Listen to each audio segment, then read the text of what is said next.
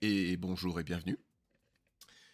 Donc, alors est-ce qu'on l'entend encore un peu en fond? Je vais augmenter un peu.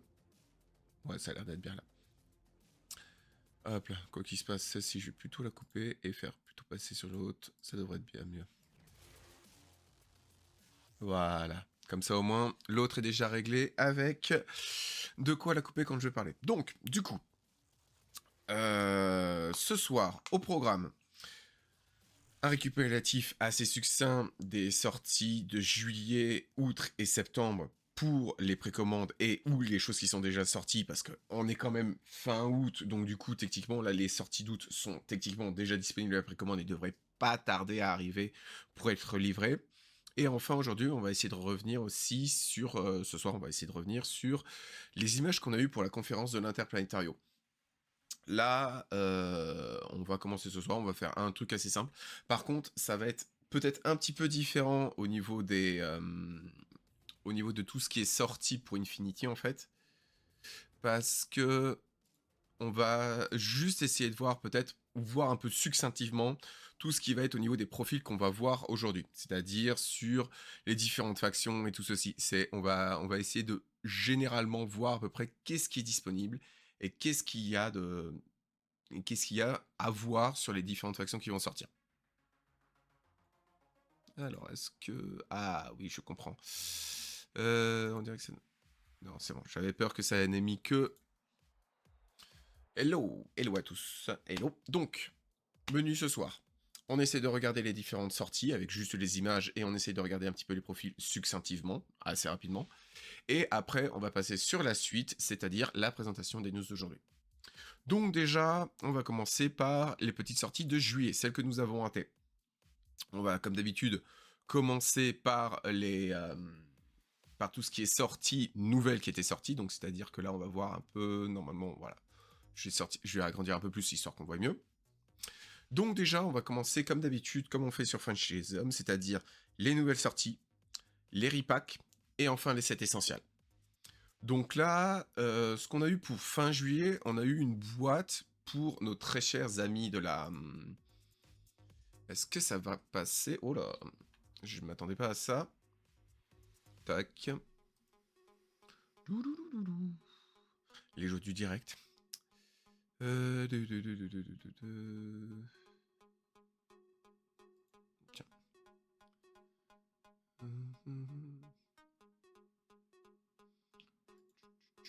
Et voilà, ça devrait être bien. Voilà, là ici on les voit mieux. Donc avec les sorties Next Wave, avec nos différents petits amis. On avait dans la boîte le Tech Draken Black Earth. C'est la version tir du dinosaure qu'on avait vu au précédent dans la boîte Next Wave. Alors, au niveau des aussi petite note et petite édition. Au niveau des choses qui vont être dites, je vais essayer aussi de répéter beaucoup ce que Lirunos avait dit, car les vidéos ont été enregistrées. Mais, de par quelques petites raisons personnelles, en fait, je ne pouvais pas, ou j'avais pas le temps, en fait, de finir de monter les vidéos. Ça prend un peu de temps. Donc là, du coup, je reviens sur les sorties et je fais un condensé. Et normalement, je devrais, à la suite, avoir un peu plus de temps pour qu'on reprenne les vidéos ou qu'on essaie de voir sur un autre format qui me prenne un peu moins de temps pour parler des sorties Infinity. Donc, on avait le Black Earth, le Tech Draken Black Earth, avec un contenter. Lirunos avait dit, et je le rejoins là-dessus, on voit pas beaucoup de différence avec la version de corps à corps du Tech Draken. Dehors du fond, il n'y a pas d'image. Ah, certes. Ah, je crois savoir.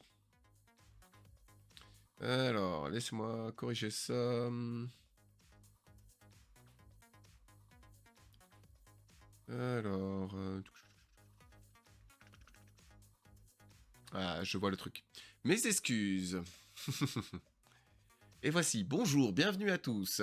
Petit problème, petite chose, je n'ai pas encore bien eu les réflexes de changer de waiting et tout ceci. Donc, et là en plus, la musique est déjà prête et tout ceci. Les aléas, en dehors du fond, il n'y a pas d'image.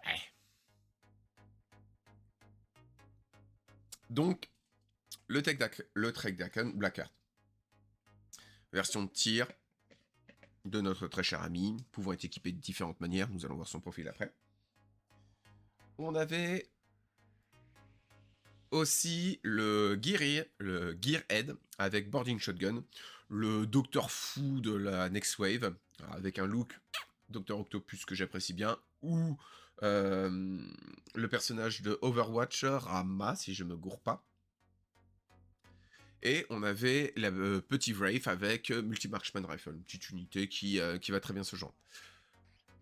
Comme je vous l'ai dit, et pour ceux qui n'avaient pas vu, je suis désolé, le Tech-Draken Blackheart ressemble quasiment exactement pareil au style Joe qu'on avait déjà vu dans la boîte de Next Wave.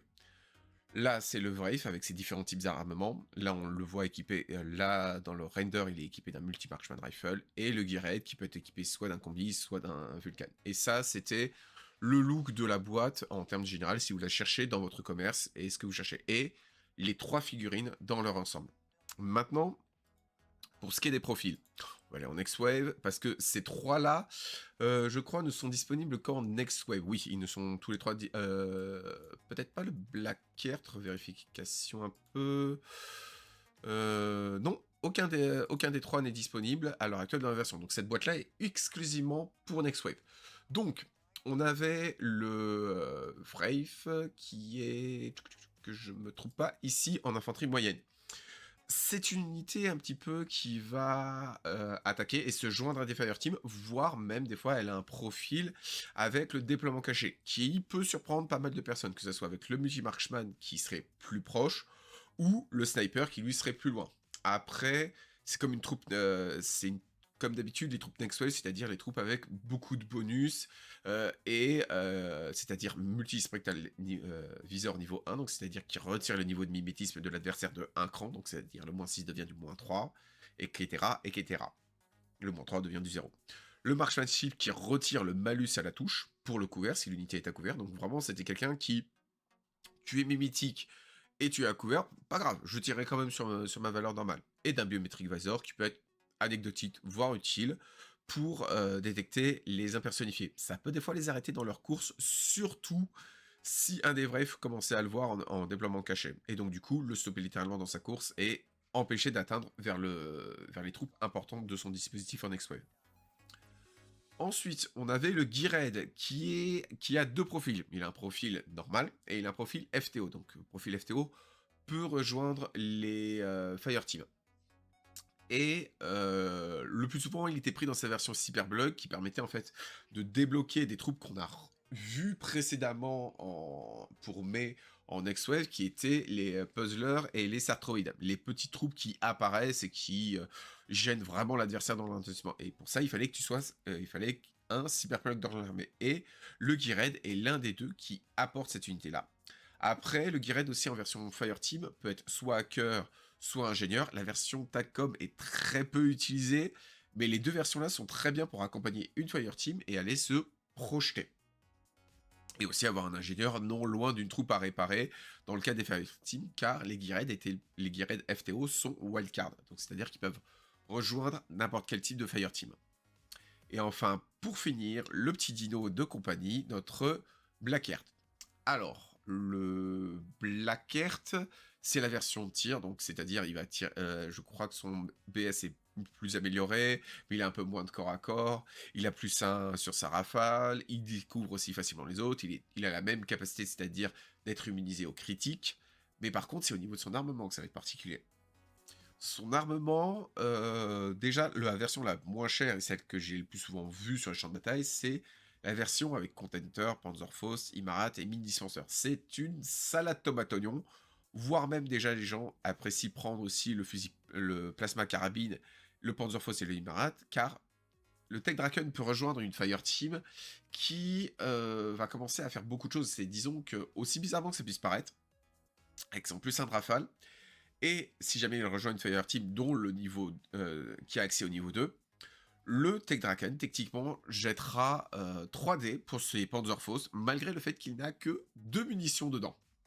Quoi qu'il se passe, il utilisera tout le truc, mais ça rend la chose assez bizarre, mais ça peut permettre des fois de faire des jolies surprises, surtout si auparavant, il aura disposé devant l'adversaire des mines virales. En gros, plus souvent, c'est Première activation où il se met en position, il balance ses mines virales et ensuite il sort pour forcer l'adversaire à faire un mauvais choix. Soit tu te prends les mines, soit tu te prends mes attaques directes. Et ça peut être des fois très embêtant. Ça, et ça c'était pour la sortie Next Wave. Pour ce qui est des autres troupes, on avait, dans l'autre sortie nouvelle, on avait Sun Tzu avec son nouveau dispositif. Alors, est-ce que je peux techniquement sélectionner, choisir une autre application? Toujours utiliser ceci pour ouvrir les fichiers PNJ, et ça nous permettra de mieux admirer notre très cher ami. Donc, Sun Tzu a eu droit à une magnifique refonte en blister et avec, pour la première fois, le Thunderbolt avec Light Shotgun dans sa version Eugene. Même si, on est comme d'habitude, c'est une arme Akislamite, donc du coup, le chargeur ressemble à une version Akislam. Mais là, on avait une réédition de Sun Tzu. J'ai pu avoir le blister, mais je n'ai pas encore pu l'ouvrir. Et là, on voit... Ah tiens, j'ai pas regardé. Je m'en reviens quelques petites secondes. Lui, je l'ai monté cet après-midi. Ah, parfait. LK, peux-tu me dire si ce qu'on voit comme symbole sur l'arrière de sa cape, c'est sculpté, ou si c'est l'artiste qui s'est fait plaisir, surtout au niveau des symboles Eugene. Ça pourrait être très important. Quelques petites photos, un blister, c'est classique. La figurine est entièrement en métal. Ah oui, petite chose à préciser. Petite chose à préciser sur le pack Next Wave. Là, on est sur de la... Pour le Tech Draken, on est sur de la Siocast. Et sur les deux autres, c'est-à-dire le Vref et le Geared, on était sur... Sur le Black Heart, on était sur de la Siocast. Et sur les deux autres, on était sur du métal. Sun Tzu, c'est sculpté. Parfait, nickel. Merci beaucoup. Donc, on est sur enfin la recréation de chez Eugene, le chef de stratège de guerre, celui qui a créé l'art de la guerre et tout ceci, qui est suivi partout, qui se fait des facepalms lorsque le haut commandement Eugene décide d'attaquer les Japonais parce qu'il sait pertinemment que ça va avoir des conséquences. Et spoiler alert, on a vu ce que ça a donné avec l'uprising. Donc, au niveau du profil, on va aller en Eugene. Alors, Sun Tzu est disponible en Eugene généraliste et au service impérial. De manière générale, on ne sait pas réellement où est-ce qu'il va être le plus pertinent, que ça soit en généraliste ou dans le service impérial. C'est un profil un peu atypique, qui est très particulier dans son utilisation, et qui va souffrir de plusieurs choses. Alors certes, il a une bonne BTS, il a l'ESM Hacker-3, mais il va quand même souffrir d'une attaque de hack de quelqu'un qui va rentrer dans son dispositif. Il est particulier dans son utilisation, et il coûte cher, excessivement cher, et je crois qu'en service impérial, il peut pas réellement se mettre en fireteam assez facilement, et donc du coup, c'est assez difficile pour lui de se rendre utile sur le champ de bataille, car autant il aurait pu être en fireteam, il aurait pu bénéficier d'avoir quelques petits avantages. Mais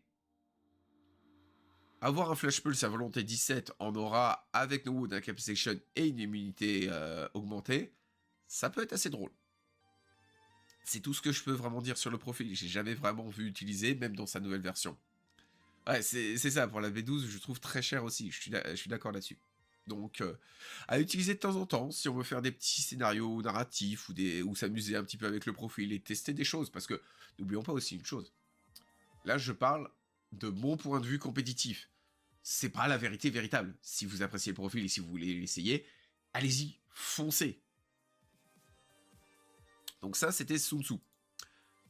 Ça, c'était les nouvelles sorties du mois de juillet. On a eu droit à pas mal de sorties essentielles, mais on a eu aussi droit à un repack d'unités Shashvasti, avec juste en intègre le blister de la Speculo, le blister de Ducash, et le blister du Noctifer Missile Launcher. Comme l'avait dit Lirunos au niveau de cette petite boîte, c'est la boîte l'une des plus nécessaires pour les joueurs Shashvasti parce qu'elle regroupe tout ce qui est de plus Shashvasti dans l'armée combinée. Le Noctifer Missile Launcher qui va totalement surprendre tout le monde. Le Ducash qui va t'obliger de surveiller ton arrière. La spéculo qui va littéralement te couper tes pièces les plus importantes, c'est du salade tomate oignon pour n'importe quel joueur chez Javasti. Vous commencez par l'action pack, vous prenez peut-être le pack de renfort et le pack de support, même si encore un peu passable, mais ça, ce blister, c'est à prendre. Maintenant pour les profils. Pour les profils, on va aller en Javasti. Et on va commencer par notre très cher Ducash. Ducash, c'est si l'adversaire n'a pas vérifié sa zone de déploiement, tant pis pour lui, vous avez gagné, mis à part si les dés disent non. Vita 2, immunité ARM, donc c'est-à-dire que même s'il arrive et que même s'il y a quelqu'un qui a l'opportunité de lui tirer dessus, il pourra quand même réagir, il pourra quand même agir à la suite et ensuite infliger de grands dommages. Un multi-rifle qui lui permet d'avoir des munitions AP et de faire du dommage quelqu'un derrière. Un petit art martial level 1 avec un petit CC21 qui peut être utile pour essayer de défoncer juste les troupes assez efficaces. Mais c'est vraiment le côté viral pistol, multi-rifle, tir à 13, mimétisme, stealth et spécialiste opératif qui rend vraiment un profil où est-ce que ouais, je paye 40 points, mais je paye 40 points que si l'adversaire n'a pas surveillé sa zone de déploiement, je lui rentre dedans, je lui retire toutes les troupes qu'il faut, et techniquement, j'ai gagné la partie à partir de ce moment-là. Et ça va continuer, ainsi de suite. Ça va continuer aussi avec le Noctifier. Noctifier lance-missile, la figurine qui est présente dans le blister. Noctifier lance-missile, c'est une troupe emblématique de la faction. Il est disponible en deux profils, Spitfire et Missile Launcher. Il a un troisième profil avec Spitfire for Deployment, mais sa version la plus iconique, c'est le Missile Launcher. Le Missile Launcher, en fait, c'est... Voici. Tu sais, que ta franchise Javasti ou armée combinée, tu vois des points qui manquent. Tu sais pas si ça peut être un Spiculo qui va apparaître sur sa deuxième partie de déploiement. Tu sais pas si ça va être un Ducash qui va apparaître de ta zone de déploiement. Tu sais pas du tout. Parce que tu peux aussi avoir le Noctifier qui va se révéler dans le pire moment possible, au moment où est-ce que ta petite Fire Team de 5 se déplace dans un couloir où est-ce que tout le monde te voit. Et là, le Noctifier apparaît, pose sa galette et dit toi, t'es touché. Et bonne chance. Tu peux esquiver, tu peux tenter de me tirer dessus, même si j'ai mimétisme -6, donc je te souhaite bon courage. Si je peux survivre parce que j'ai Dogged, et ça commence à faire beaucoup. Certes, sa principale faiblesse va être son BS de 12. Son BS de 12 a souvent porté préjudice à plus un des joueurs Noctifier. Beaucoup ont vu le moment suprême où est-ce que c'est bon, si le missile passe, toutes les squads y passent et c'est bon, j'ai gagné, son escouade ultra over the top explose en vol et je fais un roll et je fais un 16. C'est arrivé un nombre incalculable de fois à un joueur armé combiné de ma région. Il adore le profil, il adore la chose, mais... Par contre, après, même s'il rate le missile, l'adversaire va devoir prendre du temps, va devoir gérer des choses pour essayer de le gérer. Et c'est pour ça que le plus souvent, que si l'adversaire n'a pas les bons outils, comme par exemple un VMS ou des bonnes troupes pour sacrifiables pour essayer d'abattre le Noctifier, les dés peuvent faire comme quoi c'est une épine qui va rester dans le pied de l'adversaire et donc du coup, il va devoir gérer. Et enfin, on va attaquer la dernière troupe du blister, notre petite tueuse spéculo. Elle, c'est la troupe emblématique impersonnifiée. On en avait deux auparavant dans Infinity, on avait elle et le Fide. Elle occupe la place de la méchante qui va aller se faufiltrer dans ta ligne, couper quelqu'un avec sa monofilament, couper en deux le tag. C'est bien beau, c'est bien. Elle est très bien dans son rôle et dans son attaque. Impersonnifiée niveau 2 fait comme quoi elle va se déployer juste devant chez toi, voire même avec sa profil millionnaire pouvoir poser une mine juste devant chez toi. Par contre, ça va nécessiter quelques règles, comme quoi tu ne vas pas pouvoir poser la mine et de manière à ce qu'elle explose sur quelqu'un. Il va falloir que tu la poses de manière à ce qu'elle n'explose pas, quelqu'un n'active pas, juste en ayant s'activer la mine. Il faut qu'il la voie pour qu'elle s'active. C'est une des restrictions et ça, au début, ça a créé pas mal de problèmes et ils ont retiré cette petite chose-là.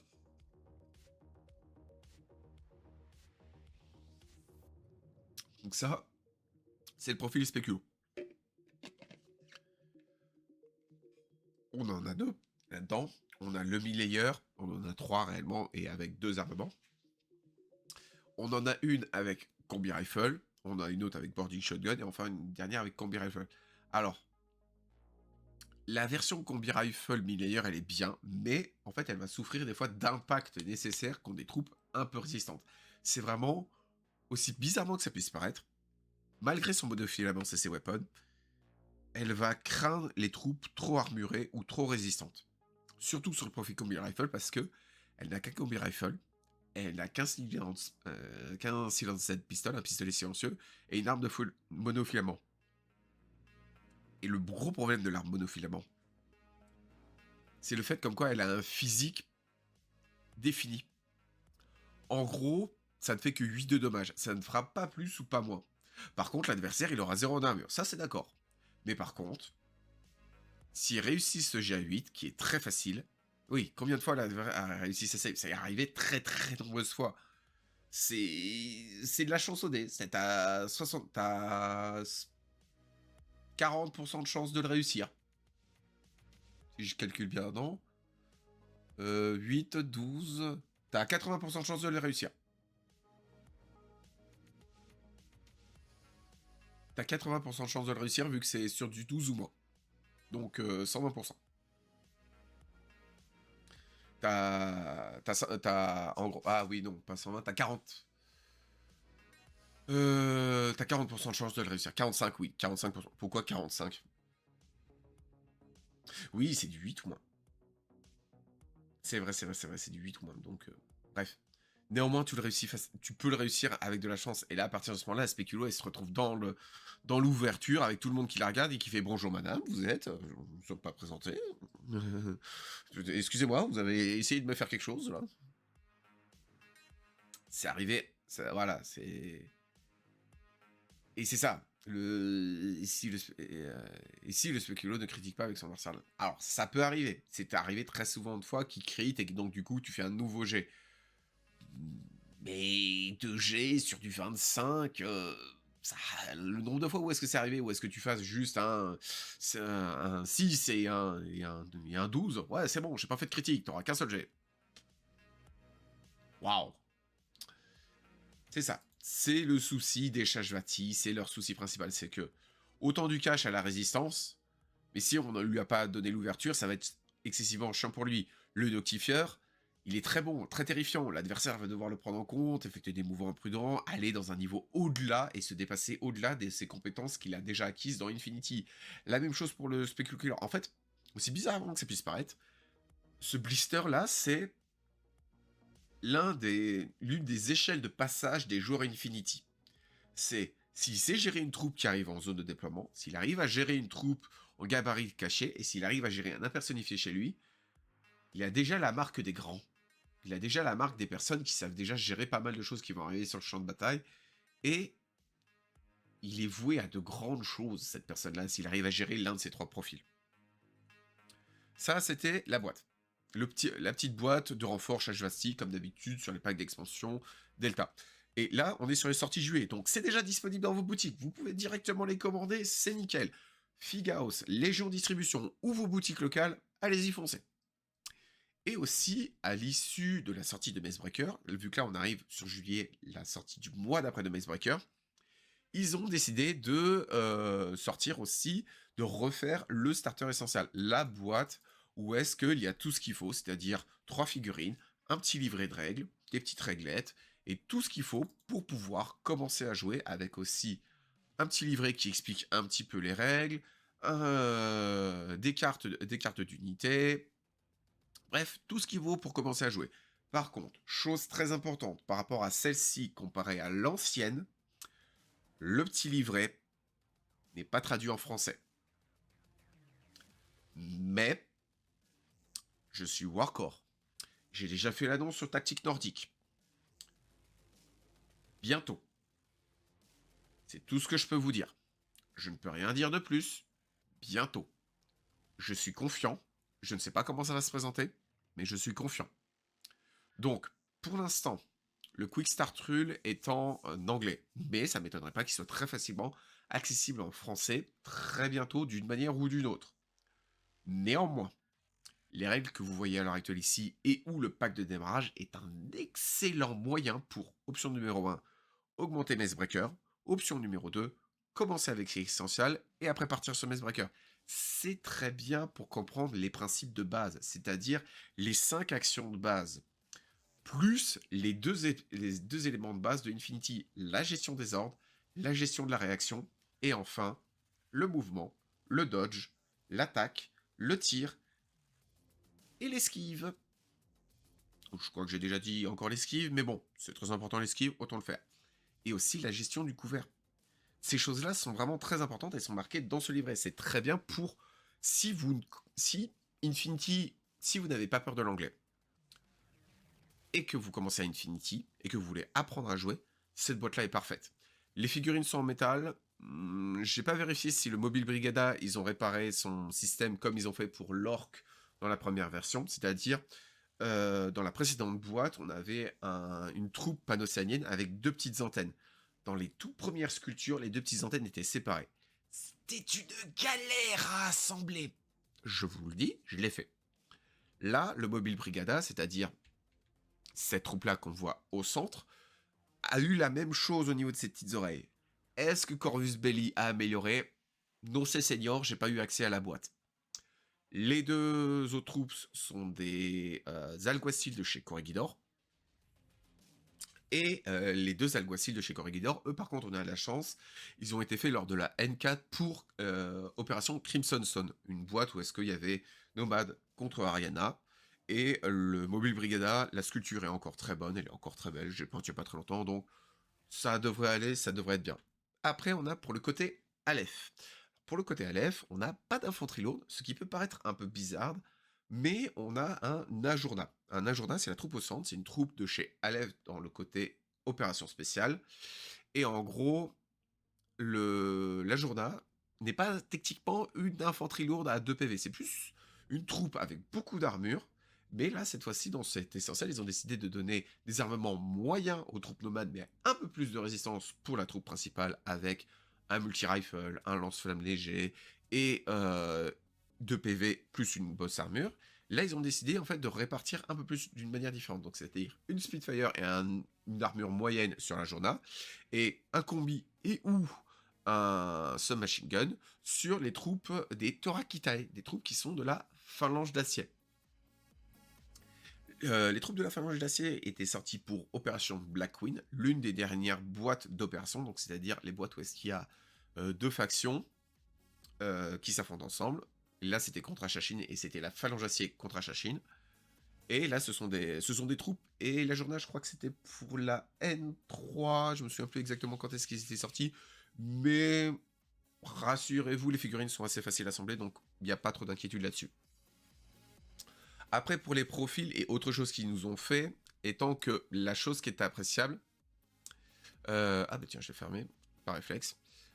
Étant que pour les 2 profils de la boîte, en fait, que ce soit pour le Mobile Brigada ou les alguacils, ils sont disponibles dans toutes les sectorielles et même la généraliste de chacune des factions. Donc, même si vous achetez cette boîte-là et que vous commencez ces factions-là, vous pourrez quand même jouer ces figurines-là.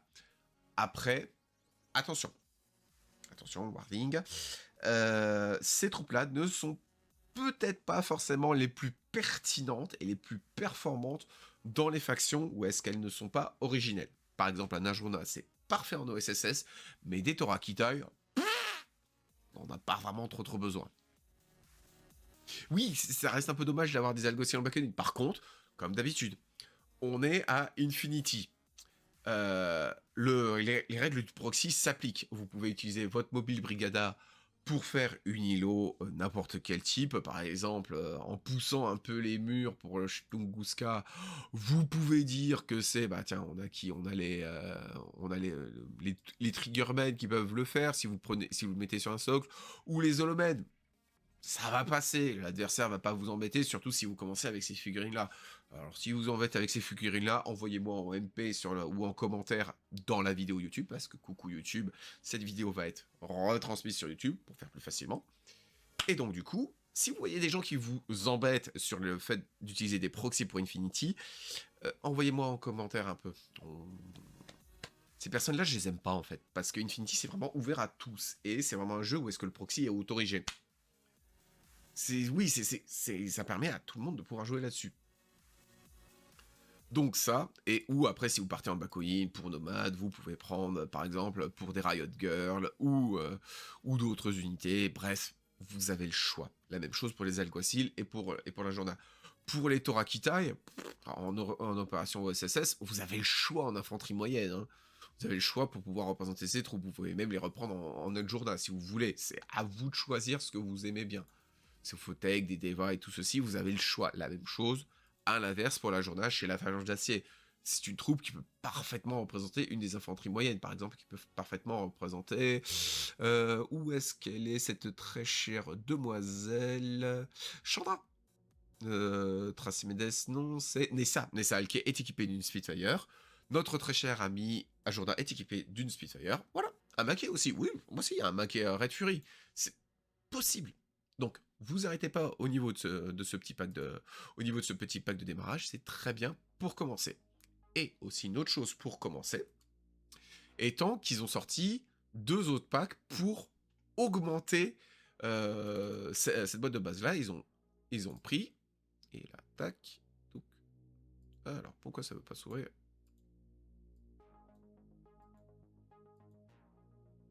Si, si, souci du direct, tout ça. Ils ont sorti aussi une petite boîte avec de quoi augmenter, de monter à 10 troupes. C'est-à-dire le format à peu près standard pour commencer à évoluer tout ceci. Malgré, néanmoins, peut-être que si j'aurai le temps un jour, j'essaierai de faire des vidéos d'explication sur comment commencer et tout ceci, si j'ai le temps, j'en sais rien. J'ai aussi un collègue d'Oderdon, qui essaie de voir si elle peut s'en occuper.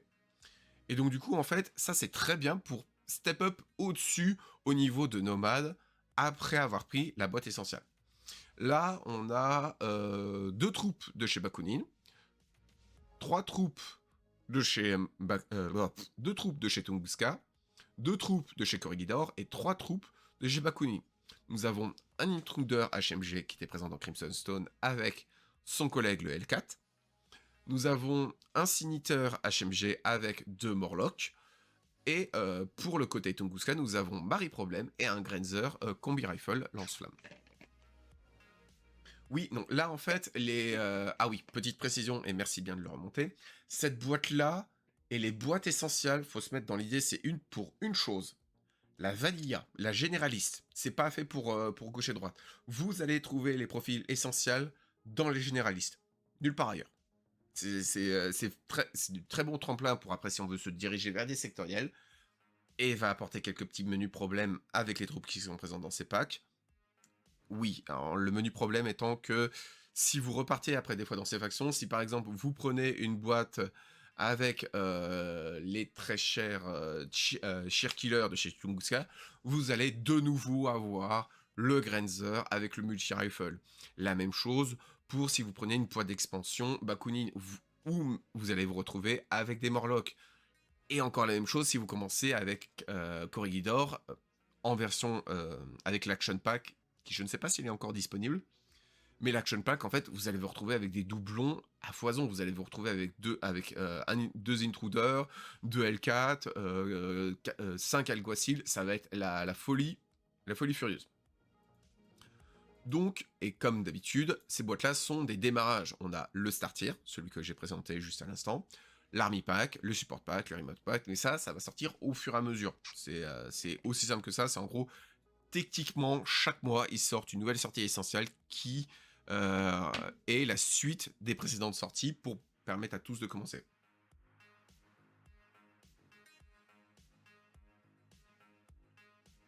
Ah, tu as peut-être raison. En fait, pour YouTube, quelqu'un vient de remonter comme quoi c'était le Grenzer Missile Launcher avec les Cheer Killers. Donc le Grenzer Multi-Rifle, il était avec qui déjà? Je ne sais plus, je n'en sais plus rien. Ah si, avec la boîte de support pack des Securitas. C'est bon, je m'en souviens maintenant. Qui est, je crois, malheureusement, toujours disponible? Ou ils ont dû arrêter la production? Je ne sais plus. Bref, vous inquiétez pas, ça va revenir, ça va se faire au fur et à mesure. Ça va se faire. Ça, c'était pour le côté nomade. Maintenant, on avait aussi le côté pour Aleph. Comme d'habitude, on garde toujours la même règle, c'est-à-dire les unités que vous voyez là sont disponibles pour la généraliste. Elles sont disponibles. Vous pouvez les jouer dans les deux factions, comme vous voulez, tout ceci est représentatif. Donc là, on a du truc qui tape un peu plus. Hein. On a un nouveau Ajorna, mais cette fois-ci accompagné d'un Ajornabot. On a un nouveau Torakitai pour compléter avec les deux autres. On a un Tyreos. Alors ça, c'est un mélange un peu bâtard de phalange d'acier et d'opérations spéciales. On a 3 troupes d'opérations spéciales et 4 troupes de la phalange d'acier. Un Agema multi-sniper rifle, un Tyreos, une infanterie, un éclaireur de la phalange d'acier, l'infanterie moyenne avec le Tokatai, et enfin notre très cher ami, le... Tiens, faudrait que je coupe ça, moi.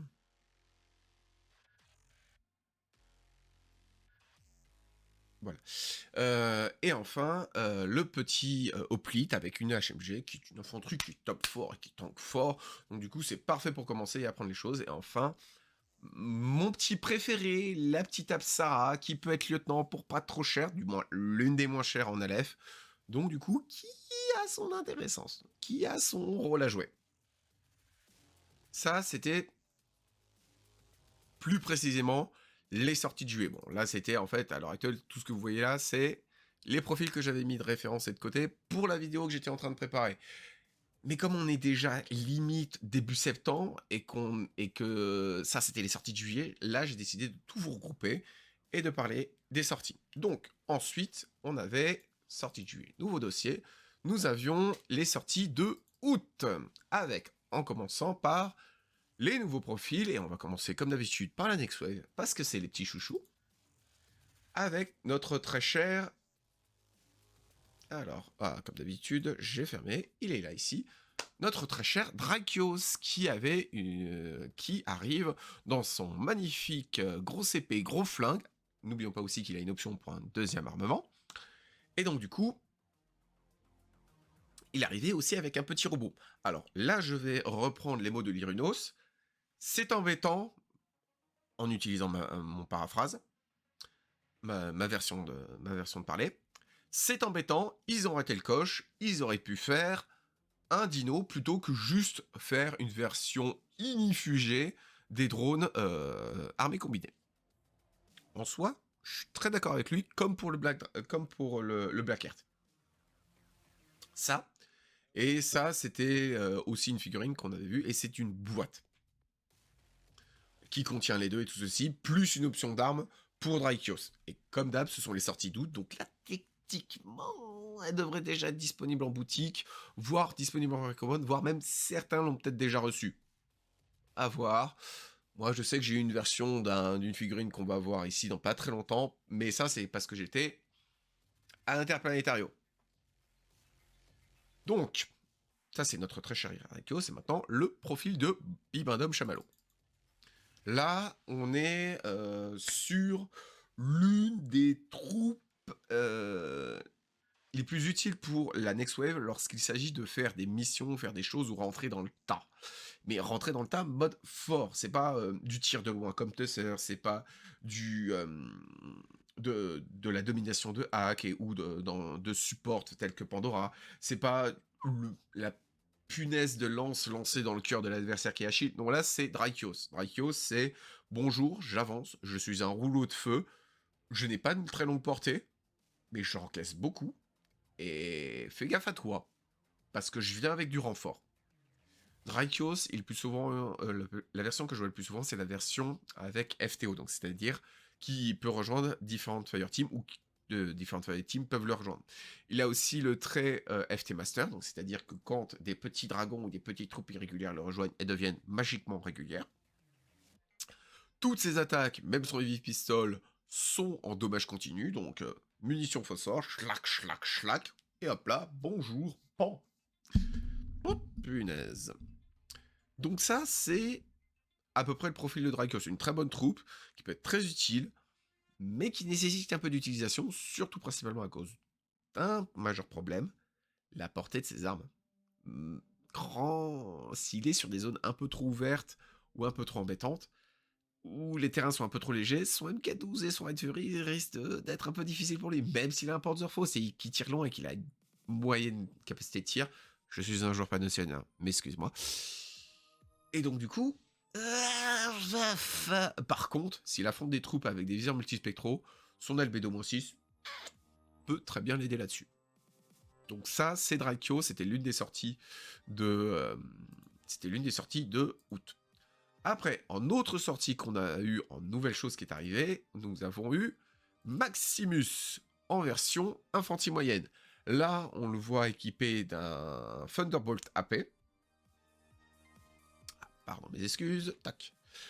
On a quelques visions, et on a aussi Minimus, le petit drone qui l'accompagne, qui lui est répétiteur, donc qui permet aussi à Maximus et à toute personne qui vont être dans une Fireteam avec Maximus d'être répétiteur. Là, il était fourni en petit blister avec les deux figurines, et là aussi, il est aussi équipé d'une version où est-ce qu'il tient son arme un peu plus vers le bas, et c'est un EM carabine. À vous de voir dans quelle manière le mouvement va s'effectuer. Moi, j'aime bien la figurine. Par contre, le profil... Alors, là, on voit que 4 profils, mais il en a un 5e qui existe pour la Neoterra, un profil avec commandement inspiré. Donc, c'est-à-dire, en gros, qui transforme tous les ordres irréguliers en ordres réguliers, et que tout le monde a courage. Et aussi, comme quoi, il peut utiliser son ordre de commandement pour faire une activation supplémentaire s'il est dans une attaque coordonnée. Alors, le profil de Maximus, il a qu'un seul PV, il a que No Wound Incapacitation et immunité ARM, donc c'est-à-dire que c'est techniquement 2 PV et demi, 61 PV 75, on va dire, pour être honnête. Il a Tactical Awareness, donc c'est-à-dire qu'il génère un ordre supplémentaire. Il a une bonne capacité de tir. Son Thunderbolt tire beaucoup fort, quand même, plus en rafale, donc c'est-à-dire qu'il a une rafale de 4 basique. Bon, après, c'est du Thunderbolt, c'est pas non plus quelque chose qui va taper fort. Ça risque d'être embêtant, ça risque de prendre du temps, mais ça peut fonctionner. Il est Natural Born Warrior, une bonne CC et aussi une très bonne arme de CC, donc du coup, c'est-à-dire en gros, et une CC attaquement 6, donc c'est-à-dire que même au corps à corps, des experts corps à corps pourraient avoir des difficultés à la battre. Par contre, sa grande faiblesse, c'est qu'il a qu'un seul PV et qu'il est que no wound. Très souvent, j'ai réussi à me le faire abattre ou à l'abattre juste par une chose.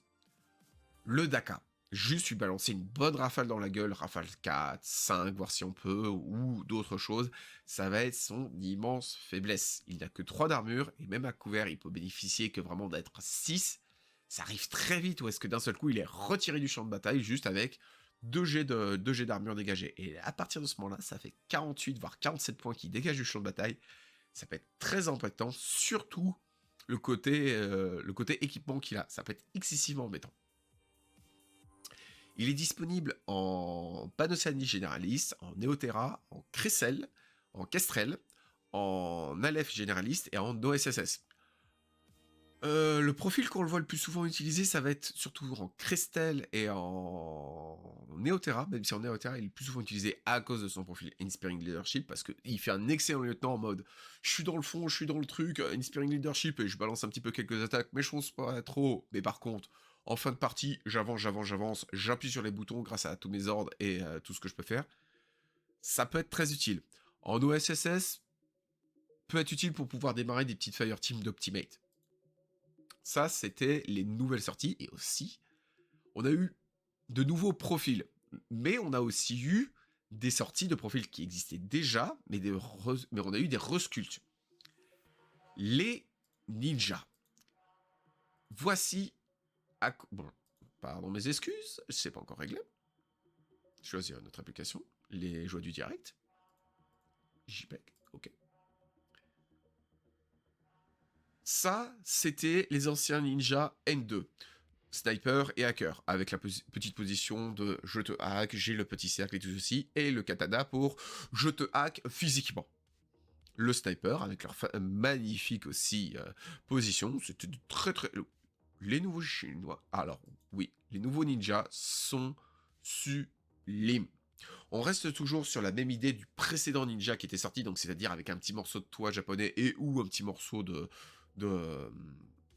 morceaux japonisants sur leur socle, mais là, Ah, bon, punaise!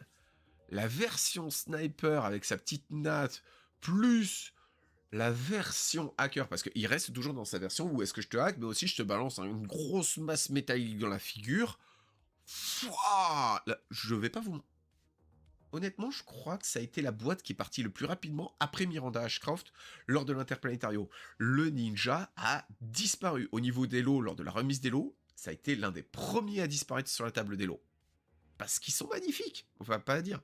Certes, le ninja sniper a des difficultés.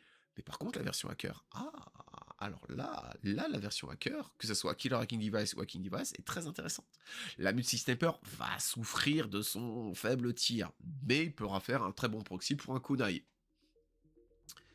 Mais la chose que j'ai souvent pris dans la figure, il n'y a pas très longtemps, à force d'affronter des joueurs au ban, c'est le Ninja Killer Hacking Device qui fait « Bonjour, tu approches une troupe très très faible ou très très peu intéressante, mais je te fais un Tactical Bow plus un SD, à courte portée. Tu es dans l'ouvert, je te fais 2 G à 14. Toi, tu vas devoir me tirer dessus, peut-être à mimétisme -6, ou juste... Hein? Tiens, pourquoi connexion chat? Ah. Et là, en fait, le truc, c'est que le plus souvent, c'est que des mauvaises décisions. T'espères juste survivre, mais c'est un tactical beau, c'est une arme DA, ça peut faire excessivement mal. Et très souvent, je me suis fait avoir avec des petits troupes ou des petits spécialistes qui faisaient juste se déplacer, le ninja apparaissait, alors que c'était dans une fireteam un peu de 3, où est-ce que t'avais, comme d'habitude, le tireur, le soigneur, et le personnage qui accompagne, et l'utilitaire. Et très souvent, le ninja, il s'en foutait de se faire défoncer par le tireur. Il abattait l'utilitaire ou le soutien avec son tactical bow, et ça arrivait très souvent. 2G à 14 à courte portée, c'est très facile à faire. À 15, parce que n'oublions pas que le tactical bow, ça tire sur le BS. Sur le PH, je crois, vérification. Ah bah tiens, nous avons pas ici présent une troupe ninja. Nous allons voir en Oban, son environnement de prédilection. Tactical Bow. Tactical Bow. DA. Antimatériel. Ah non, ça tire sur le PH. Ça tire sur la BS. Donc c'est quand même 2G à 14. Mais ça peut passer et ça peut faire du dommage. Ça, c'était les nouveaux ninjas qui arrivaient dans un petit blister qui était franchement très sympatoche et qui continuent toujours sur cette tradition du nous sommes sur un toit cinétique et cinématique. Donc attention, ça pourra peut-être pas forcément très bien s'accorder avec toutes les configurations d'armées qu'on a voulu se faire, par exemple. Mais de ce que je vois, le socle les pieds peuvent facilement se retirer. J'ai pas regardé à l'heure actuelle s'il y avait eu des ouvertures de sachets, donc voir comment était positionné aussi le sniper et comment était positionné le hacker, mais ça peut très bien se faire. Les conversions peuvent se faire très facilement. Ça, c'était les nouvelles sorties. Après, on a eu comme d'habitude un pack essentiel qui est sorti avec, cette fois-ci, sur le thème de nos très chers amis les Morats, avec 2 Daturazzi plus un Rocotte Spitfire. N'oublions pas que dans la boîte, la première boîte essentielle. Ah oui, non, voilà, là, c'est tu commences Morat ou tu commences armée combinée, tu commences déjà avec 3 Daturazzi, plus 2 Rocottes qui peuvent faire de très jolis Fireteam duo qui vont foncer dans la ligne adverse. Là, pour l'instant, c'est un sans faute qu'ils nous font pour l'armée combinée. Et c'est pas fini, hein. C'est pas fini, parce qu'on a déjà eu le tag qui est un monstre, la boîte de base qui est parfaite. Là, on a la boîte d'expansion alpha qui est excellente pour augmenter sa force. Parce que, pas se mentir, les Daturazzi occupent techniquement le rôle de l'infanterie de ligne de l'armée combinée généraliste. On a certes les escadrons et les Imétrons, mais après, c'est les Daturazzi qui s'occupent de garder les lignes, donner les points et ou être le plus utilitaire possible. Et le Rocotte, lui, peut très bien s'ajouter avec l'autre Rocotte qui est présent dans la boîte de base. Donc, c'est un sans faute sur cette boîte-là. On est vraiment sur l'une des dernières sorties qui va regrouper toute l'armée combinée, mais l'armée combinée essentielle, c'est un sans faute. Vous commencez la faction, vous achetez toutes les boîtes, vous n'avez rien raté. Après, pour les profils, on avait déjà parlé du profil du Daturazzi lorsque la boîte, un peu succinctivement, lorsque la boîte était sortie, et le Rocotte aussi. Après aussi, ce qui est arrivé en août et ce qui ne devrait pas tarder à arriver dans certaines chaumières de certaines personnes, étant la réédition d'Aristeia, et ou maintenant renommée en Infinity Exadome Legend. Vous serez enchanté. Non, je me souviens plus de la version française, malheureusement, j'ai pas la boîte à proximité. Donc, diverti, je ne sais plus... Petite seconde, je reviens.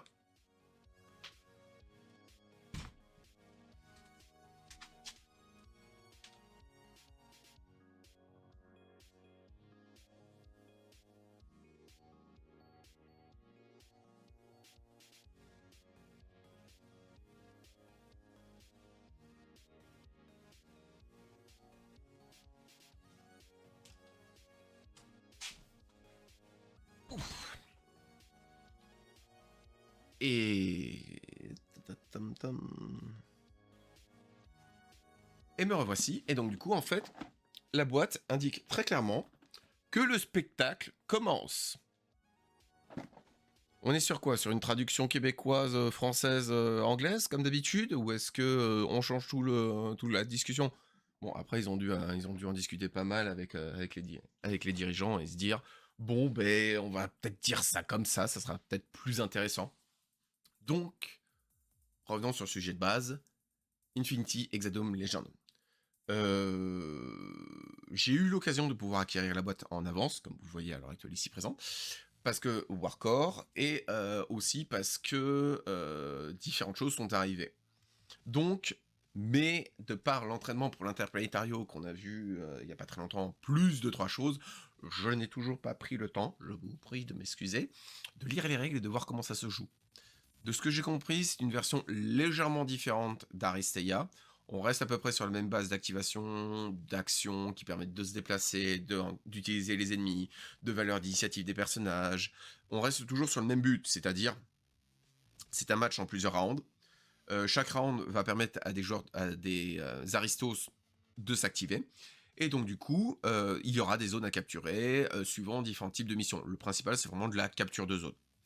Et on a eu une réédition des dés, mais aussi on a eu les figurines. Alors, petite photo qui sont magnifiques. Très honnêtement, vous commencez le jeu de plateau, vous avez... Alors, prévention, ce n'est pas un jeu de plateau figuriniste où est-ce que ça vous prendra moins 20 minutes. C'est marqué 1 heure, c'est marqué 1 heure sur la boîte. Hein.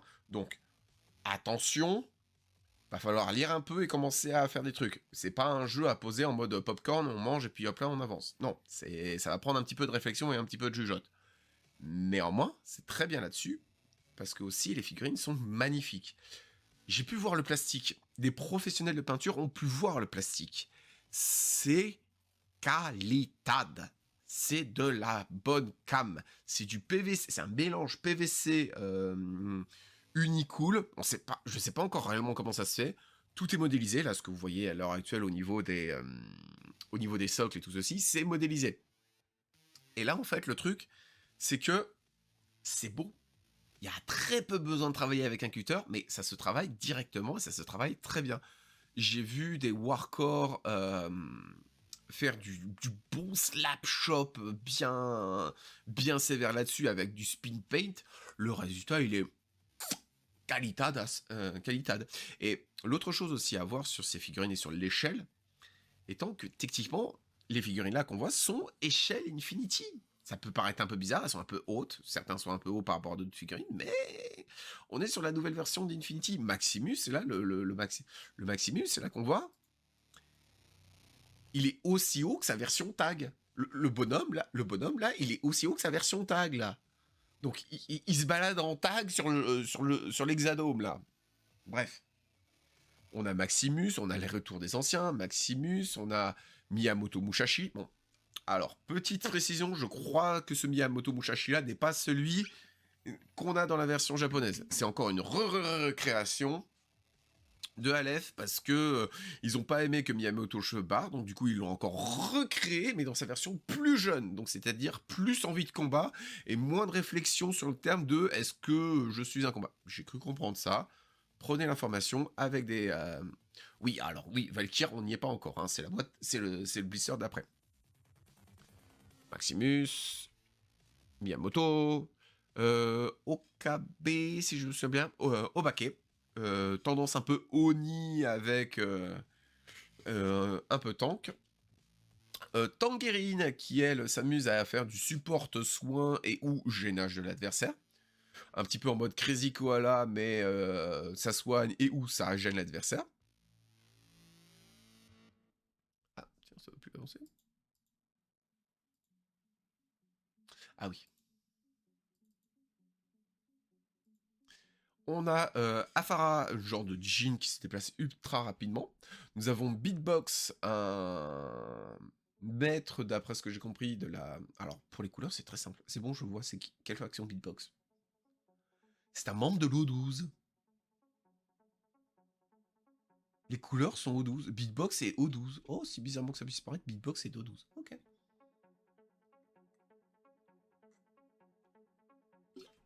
Beatbox. Attaque sonore.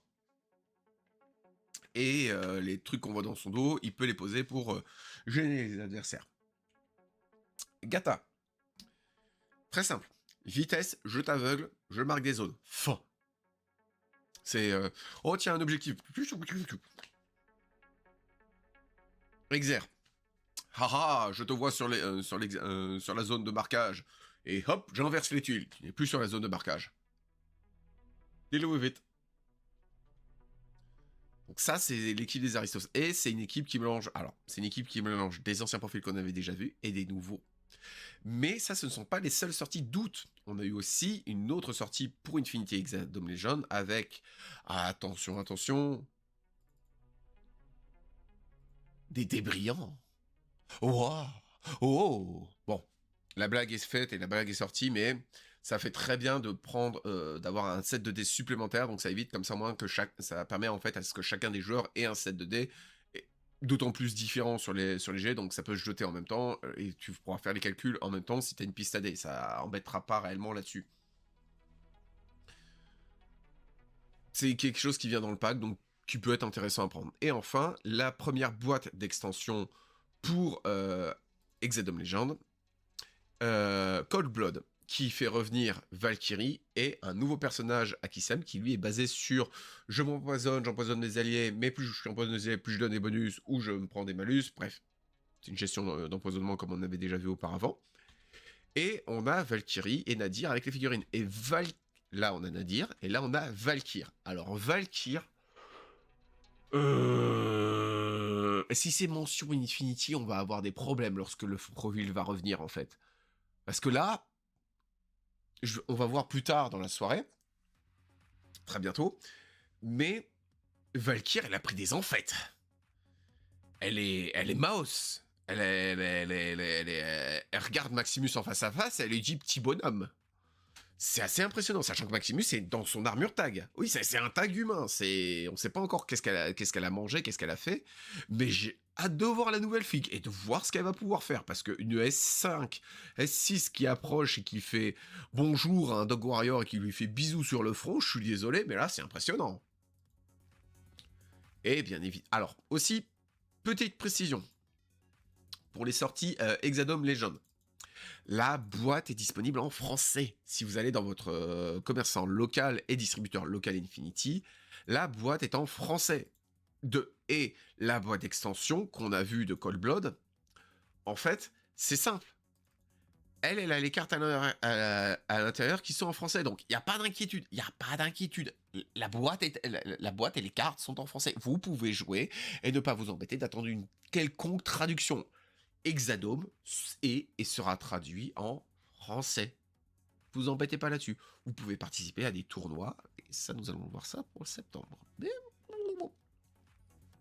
Ça, c'était les sorties pour août.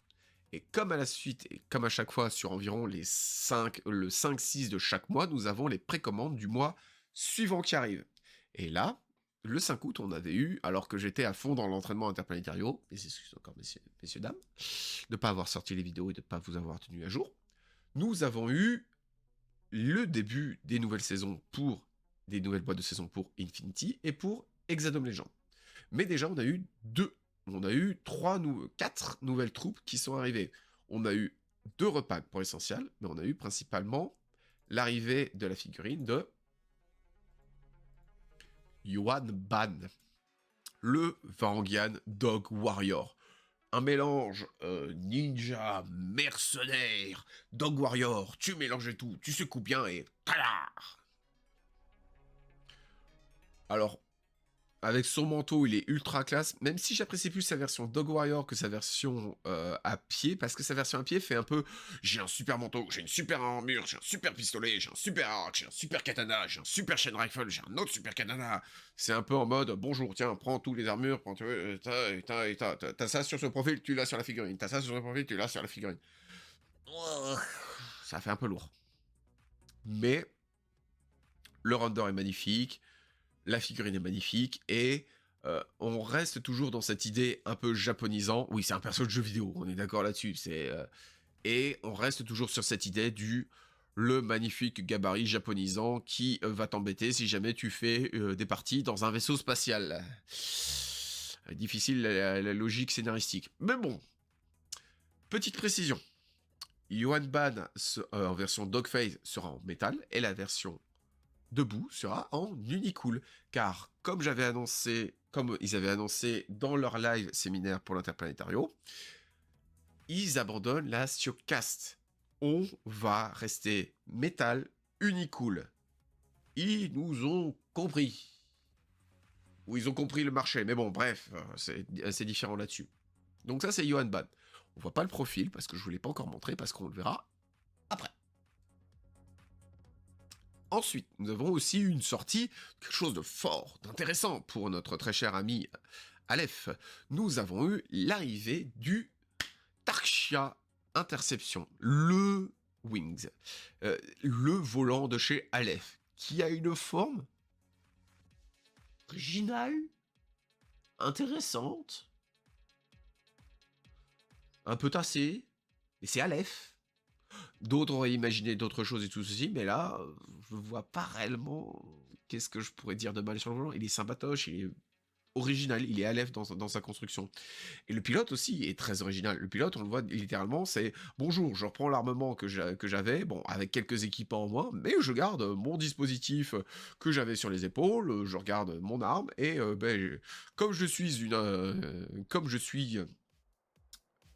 un drone, j'ai aussi mes pattes de Garuda et tout ce qu'il faut avec, et je saute partout, et j'ai une super épée, je suis super fort. La figue est belle. Pour moi, la figue est faite.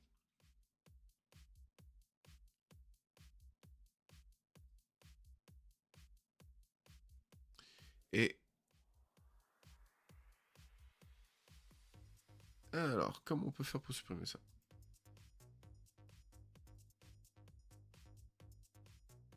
Alors, mon premier...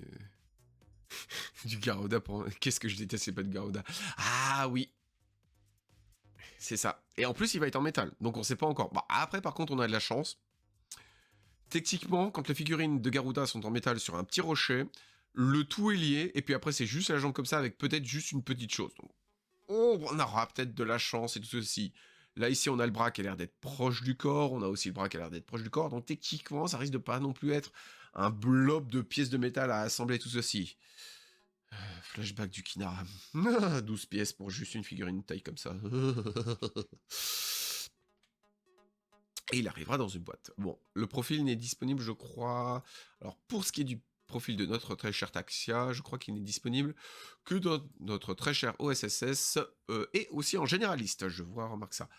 Alors, le Taxia, le chasseur ultime de volant, multispectral niveau 1, plus le mimétisme, plus une bonne résistance, le transmutation escape system qui lui permet d'être bien et d'être son pilote d'être encore efficace, un très bon équipement, pas très longue portée, mais très bon équipement quand même, que ce soit avec le multi-Red Fury, le Marksman Rifle et ou le Chain Rifle plus un Brust. C'est un condensé technologique qu'on balance à la gueule de l'adversaire. Et si jamais on se bat et qu'on toi-même, tu sais pour le Kinara. Oui, pour YouTube, le Kinara est une petite troupe qui était disponible dans Opération Macebreaker, dans Beyond Opération Macebreaker, et il est caractéristique des troupes, de la difficulté de gérer des kits, à mon sens, pour moi, de gérer des kits pour Infinity, pour les robotiques, et donc du coup, j'avais, pour juste une petite figurine d'infanterie, 12 pièces de métal à assembler ensemble, dont certaines qui étaient avec des points de jonction très faibles. Est-ce qu'on aura la même chose pour le Tarksha Operator? Non, c'est Seigneur, on verra bien. Le Tarksha Operator qui, une fois descendu par terre, devient une troupe à 1 PV grâce à sa transmutation, mais parce que c'est une troupe avec de la structure, un ingénieur à proximité pourra le et le réparer, le rendre à peu près aussi résistant qu'un volant. Bon, après, est-ce que cette règle-là va être réparée ou pas? J'en sais rien. Mais pour l'instant, la figurine est bien. Le rôle est bien. Vous décidez de balancer quelque chose dans la gueule de l'adversaire, le Tarksha sera un très très bon profil pour ça. Ensuite, reprenons un peu avec notre très cher Tarksha, sortie septembre. Nous avons aussi une refonte de notre très cher et très Mercure, si tu nous regardes. Le Gecko, une nouvelle version, et en même temps avec le petit pilote qui l'accompagne, car maintenant, malheureusement, nos très chers amis nomades ne sont plus à l'intérieur des véhicules, ils sont maintenant contrôlés à distance ou ils ne sortent pas du véhicule. C'est dommage. Mais la figurine, moi je l'aime bien. J'aime bien le nouveau look qu'elle a, avec les bras un petit peu en mode Bamba Droid. On dirait une version Bamba Droid un peu plus stuffée, un peu plus équipée. Ça peut être sympa avec le petit drone qui les accompagne là-dessus. Qu'est-ce qu'on a là? Est-ce que je peux passer de gauche et de droite? Voilà. Là, on a le petit robot mécanical qui accompagne, qui sort là-dessus. Ça sera dans une petite boîte. Le gecko sera en unicool et le petit robot sera en métal, donc normalement pas de problème au niveau de l'assemblage. Au niveau du profil, le Bibendum est, si je me souviens bien, disponible à la fois en Vanilla Généraliste et en Corregidor. C'est un petit gabarit tag avec une silhouette 6, 6 d'armure, 6 de BTS, un petit basique très honnêtement, c'est un petit concentré de violence, mais qui va souffrir d'une chose, c'est son manque de portée. Alors certes, il est équipé d'un Panzerfaust et que si jamais on arrive à le mettre dans une Fireteam et tout ceci, il peut faire des blagues, surtout avec un Evader ou quoi que ce soit. Alors oui, il est moins cher que Sun Tzu et bizarrement à peu près plus, voire à peu près tout autant résistant, je dirais. Le 3 de structure est bien, mais Sun Tzu peut se prône. Lui, il peut pas. Ça a donc petit profil sympa à prendre et à essayer, voire essayer en escadron pour s'amuser un petit peu, faire des petits scénarios roleplay dans des terrains où est-ce que nous sommes à l'intérieur d'un vaisseau, donc là où est-ce qu'il serait le mieux pour se développer. Ensuite, pour les sorties de septembre, nous avons aussi une réédition d'une troupe que nous avions déjà eue et qui était sortie pour la White Banner, et c'était aussi bizarrement que ça puisse paraître, on s'est demandé pourquoi il est sorti, on a posé la question, on a eu la réponse à l'interplanétario, Taou est ressorti très simplement pour faire une version Infinity de Taou. Ils ont gardé le même concept, le même artiste, la même chose. Ils ont changé un peu la différence pour le rendre un peu plus action, pistolet, pam, boum. Mais en gros, c'était juste parce que c'était une référence à Restea. Donc ils voulaient arrêter la référence à Restea et vraiment faire une référence Infinity. C'est vraiment la principale raison de pourquoi on a eu ce Taou là. Ah, putain, ça veut pas.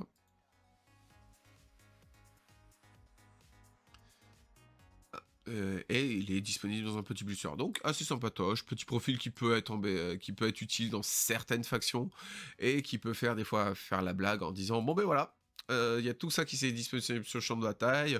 Ok d'accord, je te retire un point de commandement. Non, tu m'en retires qu'un seul. Ah, donc il y a un contre-intelligence, donc il y a un Tao dans le tas, mais tu sais pas lequel. Mais tu sais que tu vas prendre cher si jamais tu t'approches trop près, parce que le bonhomme est soit équipé d'un Imarat, soit équipé d'un Pulsar, et peut être chaîne de commandement, donc peut être un très très bon moyen de lancer un lieutenant dans la tête de l'adversaire, et juste se dire, oh bah il est mort, ok c'est bon, je prends le lead, à moi de m'occuper de tout ça. Donc ça, c'était pour notre très cher Tao. Il y aura édition de Pourquoi rester avec Zedom. Je crois que la taille de la figurine est sensiblement pareille. Ensuite, nous avons eu deux choses pour Essential. Nous avons déjà eu du côté de Aleph. Ah tiens, ça ouvre encore dans cette version-là. Choisir notre application. Tous les fichiers JPEG. Là, ok. Continue l'ouverture. Voilà. Donc nous avons eu un support pack pour Aleph, pour notre très cher Aleph généraliste, avec la Sophothèque, 3 Netrod et 2 Udbot. La Sophothèque est la troupe qui combine à la fois ingénieur et médecin, qui se déplace assez rapidement, et les Netrod sont des petites antennes qui vont être déployées sur le champ de bataille, en fait, qui vont permettre de donner des ordres réguliers, tout en étant Warhorse. Par contre, ils n'ont aucune capacité d'esquive, donc une capacité de riposte, ils sont juste là en mode bip bip, on est là, on donne des ordres, attention, ennemi, approche, bleh. Et les Udbots sont là pour accompagner la Sophothèque pour aller au-devant du champ de bataille pour que la Sophothèque, elle, reste derrière et eux aillent réparer et ou ressusciter les troupes Aleph tombées. Ça. Et elle sera disponible dans une petite boîte. Donc là, on est sur le support pack pour Aleph Generalist. On avait déjà eu l'army pack, là maintenant on aura le support pack. Bientôt on aura le remote pack, le tag, on ne sait pas lequel va être présent, et le booster ainsi que le hero pack. Et aussi, pour finir, pour notre très cher armée combinée, eh ben on a le pack héros, la dernière troupe présente. Et comment dire, comme d'habitude, mes saligots, vous avez été gâtés. Carotide Plasma Rifle. La troupe, elle est magnifique. Mais un adversaire, il affronte ça. Vous le terrifiez à vie. On a du début à la fin. Le pack Aleph essentiel, c'est bonjour Fistiland. Je peux pas dire autrement. C'est bonjour, bienvenue à Fistiland. Les autres, ils étaient un peu équilibrés. Tu vois, des profils qui n'étaient pas souvent utilisés. Non, le Aleph, vous faites un sans... armée combinée, vous faites un sans faute. C'est impressionnant. Le profil Plasma Rifle, en plus, je crois, c'est le profil avec du hacking device, qui n'est disponible que dans la version généraliste.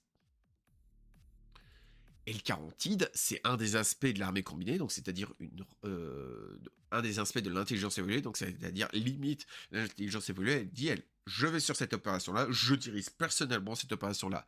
Et le carotide est un de ces aspects. Et mama, le truc, viseur spectral niveau 3, donc c'est-à-dire que réellement c'est... Le camo là, je sais ce que c'est. Dis-moi ce que c'est. Jet de détection réussi automatiquement.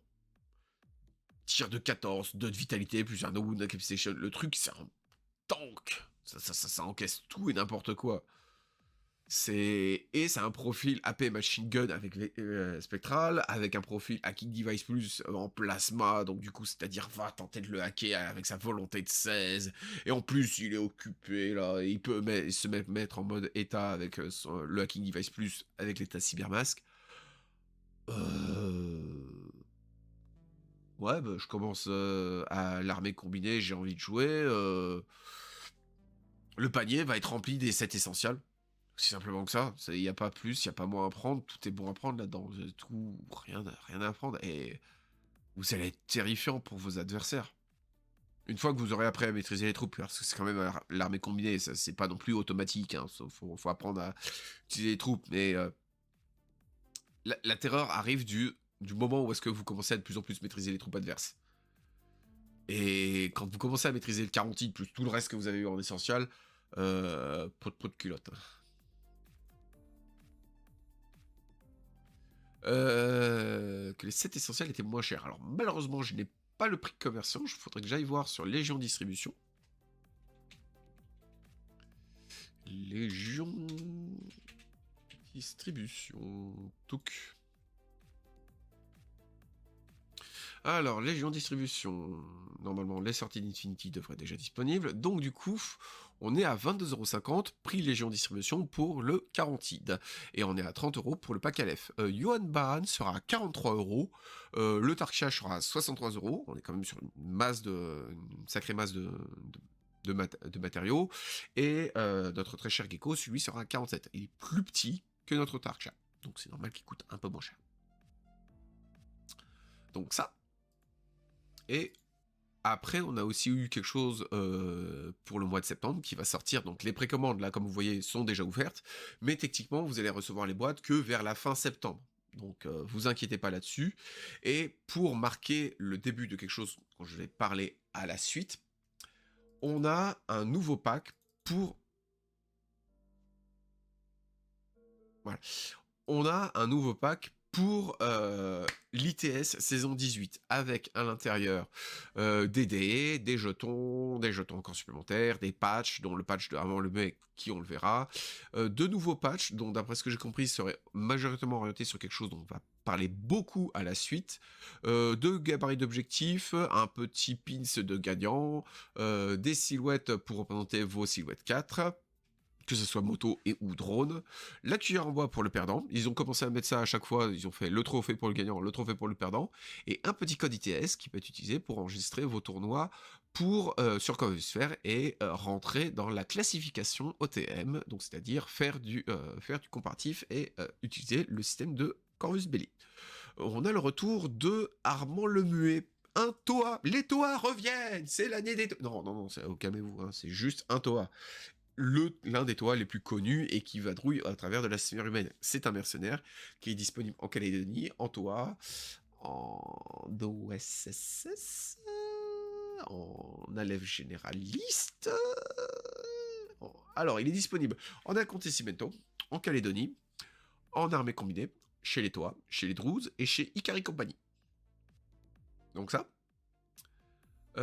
c'est notre très cher ami Vagabond avec un petit mid-layer et ou son profil qui est le plus utilisé, le viseur spectral niveau 1. Alors, petite chose et petite précision par rapport à ce pack et par rapport à ce que vous voyez ici, c'est pas parce que c'est marqué Tournament Pack que vous pouvez pas l'acheter en fait. Hein. Vous pouvez l'acheter et puis garder tout ça rien que pour vous, hein, tel que espèce de gardeur de trésors gobelin. Vous pouvez tout le prendre et quand même vous le prendre et garder Armand le met pour vous et garder tout ça pour la collectionnite aiguë. C'est tout à fait possible. Hein. C'est pas uniquement pour les tournois et pour les tournoyeurs. C'est ouvert à tous. Donc ça c'était le pack pour Infinity. Et aussi, de parce que il va arriver une information pour Exadome, il lance aussi la même chose, mais pour Exadome Legend. Avec un pack, avec à l'intérieur des goodies, le lot de gagnants, un petit patch, et là le thème ça sera Exer, un code à remettre, des protège-cartes, un nouveau panel de commandement pour les activations, des cartes spéciales et d'initiative pour Exer, plus une nouvelle carte pour Exer, et des dés jaunes ambiance Exer. Donc, à tester, à prendre, si vous voulez faire des petits tournois Exadome Legends, ça peut vous être très utile. Pour Exadome, alors, la dernière fois, il n'y avait pas de règles spéciales par saison pour Exadome, c'était plutôt une gestion de sponsors. Je n'ai pas les règles exactes, je n'ai pas pratiqué RSTIA, surtout au niveau compétitif, donc malheureusement, je ne peux pas te renseigner. Néanmoins, YouTube étant présent, et toi étant présent ici présent, et toi présent ici présent, vous pouvez poser la question sur Tactique Nordique et ou à vos warcores locaux qui pratiquent Exadome Legend. Normalement, eux devraient être au courant de savoir s'il y aura des règles spéciales pour cette saison. Donc ça, c'était en résumé à peu près toutes les sorties pour notre très cher mois de septembre. Et aussi est arrivée une petite information aujourd'hui, étant que lors de l'Interplanétario, en fait, il y avait eu un live, un séminaire live en direct. Et lors de ce séminaire live en direct, en fait, à un moment donné, on commence à avoir des informations et tout ceci, et lentement, au fur et à mesure, comme le soleil qui se lève dans le royaume, tout ce qui s'est affiché sur l'écran de retransmission a commencé à s'effacer, et nous ne voyons plus rien de ce qui était marqué, alors que ça commençait tout juste à parler des règles. Nous avons eu l'opportunité de voir où est-ce qu'était Johan Ban, le nouveau Dog Warrior. On a vu qu'il était disponible en Tartarie, en Cosmoflot, dans nos 12 généralistes, dans la Starmada, en GSA généraliste, dans la Shiden Butai, en X-Wave, et enfin, chez les Toa. C'est très important, ça va leur être utile. Et on a aussi pu voir son profil, et là on a enfin le profil en HD, merci, enfin. Alors, ne vous inquiétez pas de petits trucs là, c'est que j'ai screen cap et embarqué le truc d'un live d'un Warcore hispanique. Et là on peut enfin voir le profil, alors, du moins, le profil, les deux profils, car, merci Corvus Belli, on peut voir que Johan Bad a un profil Smoke Grenade. Ils n'ont pas donné ce profil Smoke Grenade à la JSA, à la Shiden Butai et à Next Wave. Soit les trois factions que si jamais ce genre de truc-là serait arrivé dans l'ère sectorielle, ça aurait rendu Next Wave immonde. Patrocle, qui est le seul troupe avec des Smoke Grenades, aurait été dégagé pour être remplacé par ce Dog Warrior-là. Et la même chose pour Yojimbo. Yojimbo, il se traîne, soit il est sur le sol, soit il se déplace ultra difficilement avec sa moto. Yuan Ban, il fait tout droit. La même chose pour la généraliste Shinen Butai. Quoique la généraliste a aussi ce problème-là d'accessibilité à la smoke. Ces trois généralistes, ces trois sectoriels ont des problèmes d'accès à la smoke. Et il y aurait Johan Ban, il aurait été toujours pris. Ça aurait été Next Wave, Johan Ban, et Next Wave. Ça aurait été Yuan Ban et Shiden Butai. Ça aurait été la même chose. Là, en fait, ils ont bien intégré le profil smoke dans les bons endroits. Il est utile dans ces factions, mais il n'est pas obligatoire. Et c'est ça qui est très bien. Et tandis qu'ils ont donné le profil smoke à d'autres factions qui ont soit déjà des smokers, soit n'en ont pas accès, et ça peut être utile pour qu'ils se développent plus, dans le bon sens, ou des smokers, mais peut-être pas les bons. Et là, du coup, ça leur offre de nouvelles possibilités, de nouvelles interactions. Ça remplace pas tout le monde. Et Yuan Ban, on est sur un profil Dog Warrior Dogface, donc c'est-à-dire qu'il va commencer d'abord en Dogface. Quand il va subir un PV, il va passer en état Dog Warrior, donc il va un peu plus, il va toujours avoir ses 3 PV, mais une fois ses 3 PV tombés, il va tomber inconscient. Comme d'habitude, c'est un Dog Warrior, donc il a immunité ARM, donc c'est-à-dire que tous les dommages spéciaux, comme par exemple la Spiculo qu'on a vu au tout début de la vidéo, eh bien en fait, elle, son monophilement, il fait non, c'est juste un dégât normal, je m'en fous. Il a dodge plus 5 cm. Il a BS attaque moins 3, donc c'est-à-dire que quand il fait des attaques de tir à la smoke grenade en opposition, ou de grenade en opposition, ou de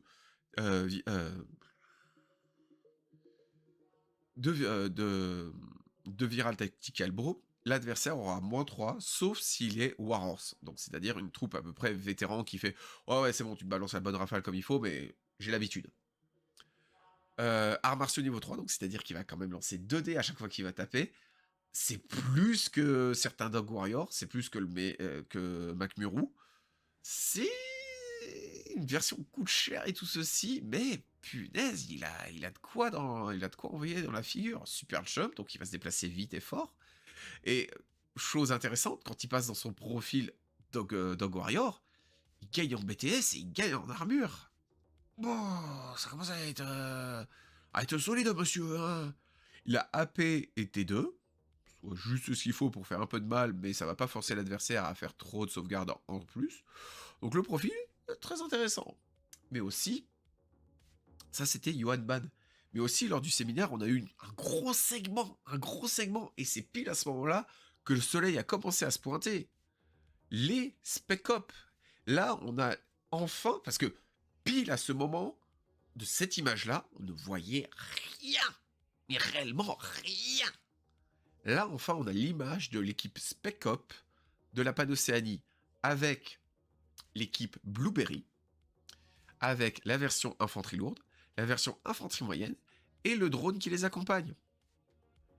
Et là, on a eu la même chose pour la mech combinée. Là, cette image-là, on l'avait pas. On n'avait rien, on voyait rien. Là, enfin, on voit un Nexus en infanterie moyenne et un Nexus en infanterie lourde.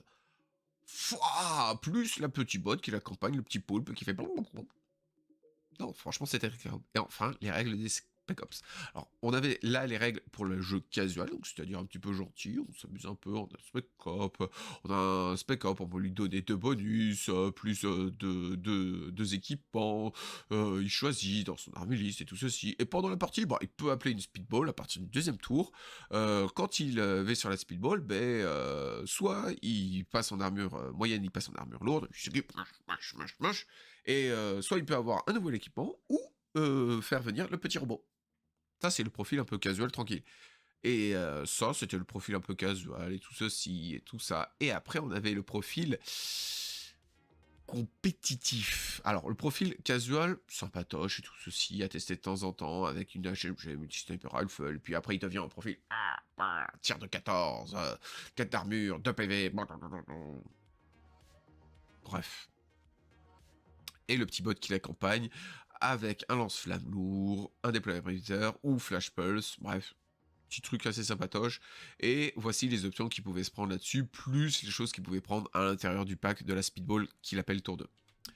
Mais on avait aussi le Team Ops en version compétitive. Le Team Ops Extra, dont on ne sait pas encore comment ça se présentera pour l'ITS 18. Oui, j'essaie de vocaliser un peu beaucoup pour attirer le chaland, pour faire des tout ceci.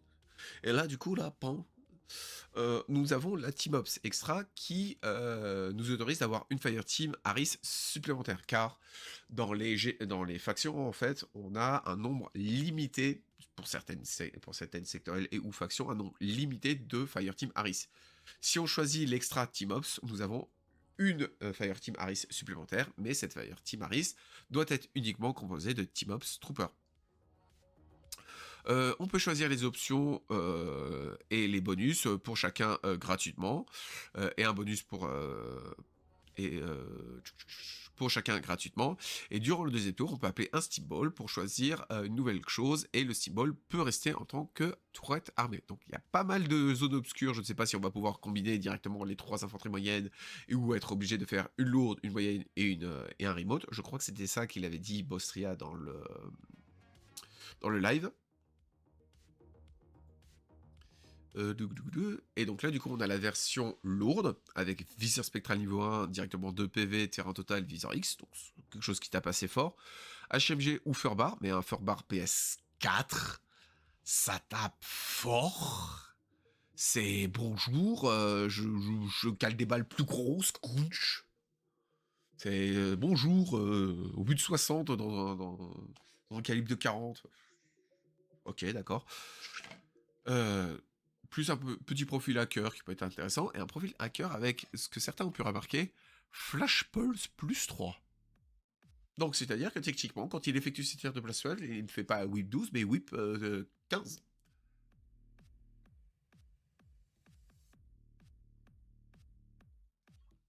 Ah.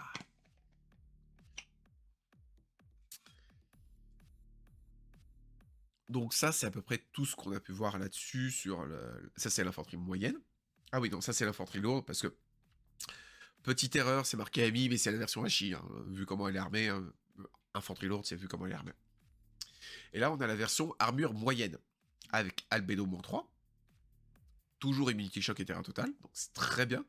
Petite pléiade d'équipements qui peut être intéressant, le Forward Observer, le spécialiste opératif, c'est vraiment, ça peut être vraiment très débloquant. Et enfin, le REM qui va rejoindre avec Albedo-3, ça peut toujours servir à être utile. Viseur 360, très intéressant. Petit équipement, Forward Observer ou version normale avec Heavy Flamethrower. Pour ma part, je serais plus pour la version Deployable Repeater Heavy Flamethrower pour forcer l'adversaire à faire des choix. 6 points, c'est pas cher, hein, pour un ordre régulier. Hein, on est encore moins cher que nos très bons amis les Racerbots. Et les bonus qui peuvent être donnés sur le Fireteam. Alors si je me souviens bien, je crois que c'est un seul bonus qui peut être donné à tout le monde, ou un seul bonus sur un membre. Juste Tactical Awareness, pour moi, c'est déjà beaucoup. C'est déjà énorme. Certes, les autres sont très intéressants, mais le Spectral niveau 1, techniquement, on n'a pas besoin, vu que l'infanterie lourde l'a déjà. Le Jammer peut être intéressant, mais on n'a pas beaucoup de volonté. Le peut être intéressant sur ce petit bonhomme-là pour embêter, mais vraiment, le Tactical Awareness, pour moi, c'est ça là-dessus. Et j'ai peur de comprendre, j'ai peur de voir que si jamais ils disent, bon, Spec Ops Chart, Oui, Imarat, c'est pas mal, mais ça nécessite d'être proche. C'est pas vraiment l'avantage des troupes panocéaniennes d'être aussi proche que ça. Le Tactical Awareness, c'est une activation de tir en plus. La Panocéanie, elle aime ça. Donc ça, c'était ce qu'on a vu. Après, on a eu aussi des renders des troupes Yujin. Bon, malheureusement, là, dans le live qui nous fournit, on n'a pas le render des troupes. Donc, on n'aura que les renders des troupes arianaises.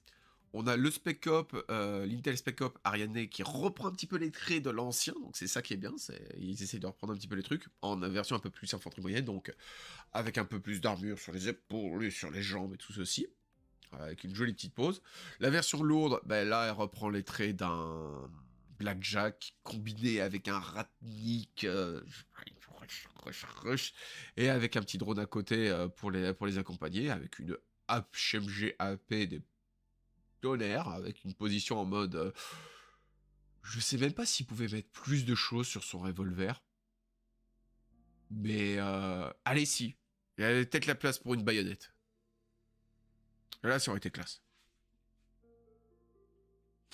Le petit robot, tout classique, avec ses petits bras qui fait bonjour, bip-hop, la petite lumière ici, le robot arianais. La version Vortex Spec Op, alors, me rappelant un petit peu de l'ancien Vortex Spec Op, oui, il ressemble à peu près. On voit qu'il reprend un petit peu les nouveaux traits, des nouveaux équipements nomades. Version moyenne, avec son armure de torse. Ici équipé d'une HMG. Alors, aussi, petite chose à avoir. Lorsque ça sortira avec Hyperthermal. Et en fait, il y aura une promo où est-ce que on pourra prendre Hyperthermal, une boîte de Spec Ops qui vont être disponibles. Je ne sais pas si les nomades vont être disponibles là-dedans. Déjà, on sait que ça va être Océanie et armée combinée.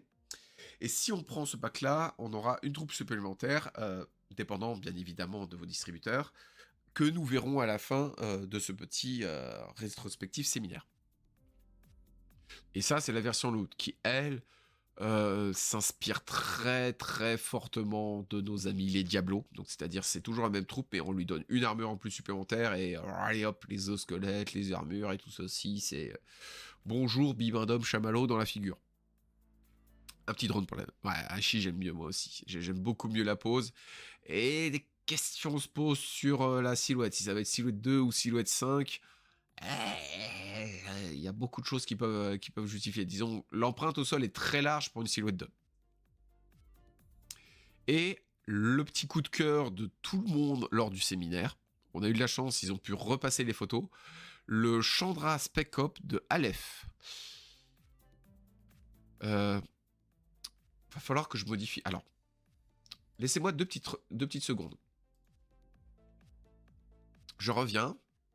Je fais un petit quelque chose en direct, un peu. Je profite du direct pour vraiment profiter de ça et ajouter un peu plus de contenu. Mais le truc qu'on a tous vu là-dessus et qu'on va tous faire, c'est...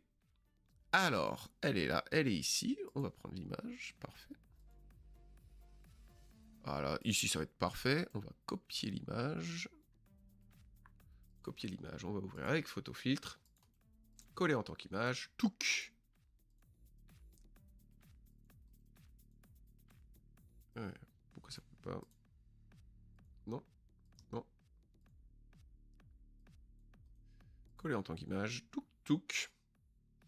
Voilà. Alors, excusez-moi, j'ai des petites modifications à faire en direct. Vous allez voir en direct comment se fait le processus de préparation de render pour les peintures. Alors, on prend la peinture, on prend ça, on prend ça, on prend ça, et on fait remplissage. Push, push, push, push, push, push.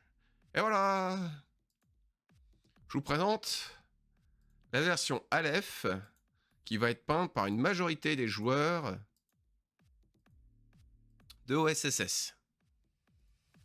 C'est pas moi qui le dis, c'est la communauté. Voilà. Tout le monde a adoré, que ça soit le petit bot ou la demoiselle. Franchement, tout le monde a adoré le petit bot en mode guêpe. Tout le monde a adoré le design. La figurine est très jolie sur sa pose et tout ceci. Mais franchement, c'est on avait déjà eu une référence à Tsune Miku avec Gogo Marlène, l'une des premières figurines sorties et exclusives de Collector. Là, ils ont décidé de pousser un peu plus avec vraiment le côté ordinateur et tout ceci. Donc, du coup, ça correspond très bien avec une petite guêpe de chez Aleph qui fonctionne très bien et la version armure lourde. Bonjour. En plus, avec les yeux bleus qui ressortent super bien, plus les deux tresses et les deux nattes. Là, c'est tellement Hatsune Miku, elle va tellement avoir ça. On a déjà eu le cas avec des Tigbalang qui devenaient des versions Evangelion. Eva 2, Eva 2. Là, on va l'avoir. Et enfin, ça, ce sont les packs Team Ops. Donc, on aura un opérateur en infanterie moyenne, un opérateur en infanterie lourde et un petit bot, un petit REM. Et en fait, ça sera disponible avec la sortie d'Hyperthermal. Donc, normalement, ça devrait pas tarder à être disponible. Je sais pas si ça sera pour octobre ou pour novembre. Néanmoins, ça m'étonnerait pas qu'un pack soit disponible avec Hyperthermal, une équipe de Spec Ops et un Spec Ops supplémentaire, Bounty Hunter, pour les NA2. Parce que aussi, les troupes NA2 auront elles aussi leur Team Ops. Et on commence déjà par montrer le très cher Cad Bad. Je veux dire, Disney, ne me tapez pas. Le très cher Bounty Hunter Beer, Cad Beer. Alors, je vais vous aider un peu. On va repartir encore en arrière. Et vous allez voir la référence. Comme d'habitude, Chorus Belly adore les références. Mais voilà. Il y a comme un air de ressemblance, je ne saurais dire. Mais je sais pas mettre le doigt sur quoi.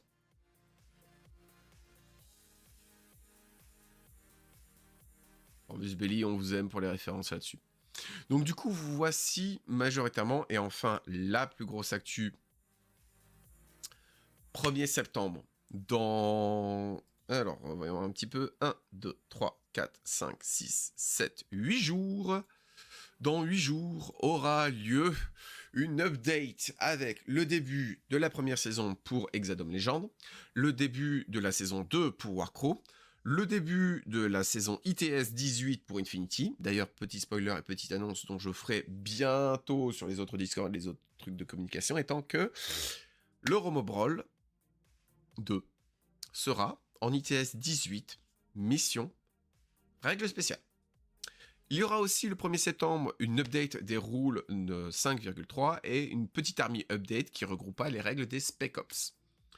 Pour l'instant, c'est tout ce que je sais, c'est tout ce qui a été montré. Je ne sais pas et je n'ai pas plus d'informations que vous. Donc voilà réellement ce qu'on va avoir et ce qu'on va manger pour le reste de ce futur proche pour Infinity. Voici à peu près tout ce qu'on a vu. Voici à peu près tout ce qu'on a pu savoir. Et voici à peu près le récapitulatif de tout ce qu'on avait à dire. J'ai essayé de bourrer un peu, j'ai essayé de charger un peu tout le truc en à peine 1h30, 1h40. Mais voici à peu près tout ce qu'on a pu avoir. Et Mazette, ce fut beaucoup. Ce fut énormément. On a eu énormément de choses à voir, on a eu énormément de choses à découvrir, beaucoup de questions qui sont en attente, comme par exemple les Steam Spec Ops, est-ce que l'ITS 18 va vraiment s'orienter là-dessus? Est-ce qu'on va être obligé de les jouer? Est-ce que ça va être un truc à travailler? Est-ce qu'ils vont mettre l'extra obligatoire pour l'interplanétario? Non, c'est senior. J'en sais rien. Je suis dans le flou comme vous. Du moins peut-être. N'oublions pas. Néanmoins, avec tout ça, je crois qu'on a vu toutes les sorties pour septembre, toutes les sorties pour août et toutes les sorties pour juillet. Je vous retrouve bientôt pour peut-être un prochain live où est-ce que je serai accompagné et où j'essaierai de faire une autre présentation pour Infinity. Mais voici en gros tout ce qu'il y avait à présenter pour ce merveilleux petit jeu. Dans ce cas-là, je vous dis à tout bientôt. Je vous dis bye bye. Ciao ciao YouTube. Et en fait, n'hésitez pas à vous abonner, liker et partager la vidéo. Ciao Twitch aussi. La bise. Et n'oublie pas, si tu veux découvrir, discuter ou échanger des listes sur Infinity, le lien de notre serveur Discord est juste en dessous. Il s'appelle Tactique Nordique et vous y êtes les bienvenus.